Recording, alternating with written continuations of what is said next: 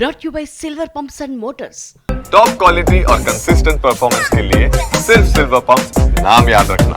ఉపాధి హామీ పథకంపై AP assembly ప్రశ్నోత్తరాల్లో చర్చ జరిగింది. ఉపాధి హామీ పథకంలో చాలా అవినీతి జరిగిందన్నారు డిప్యూటీ సీఎం పవన్ కళ్యాణ్.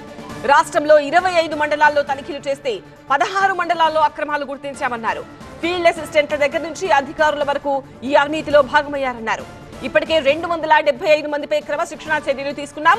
31 మంది ఫీల్డ్ అసిస్టెంట్లతో పాటు 12 మంది ఉద్యోగులను సస్పెండ్ చేశామన్నారు డిప్యూటీ సీఎం పవన్ కళ్యాణ్. ఈ జాతీయ ఉపాధి హామీ పథకంలో చాలా అవినీతి జరిగింది అనేది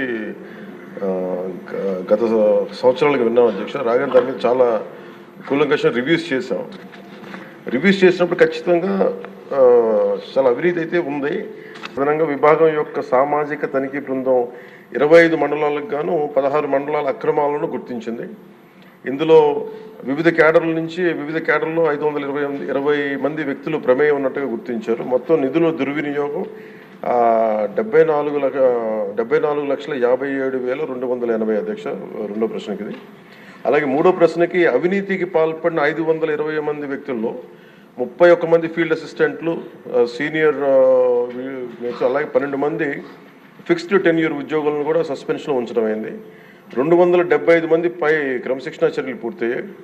మిగిలిన వ్యక్తులపై వ్యక్తిగత విచారణలు మరియు ఇతర విధానాల ద్వారా చర్యలు కొనసాగుతూ ఉన్నాయి. అదనంగా ఇప్పటి వరకు 13,35,416 రూపాయల మొత్తాన్ని రికవరీ చేయడం అయింది.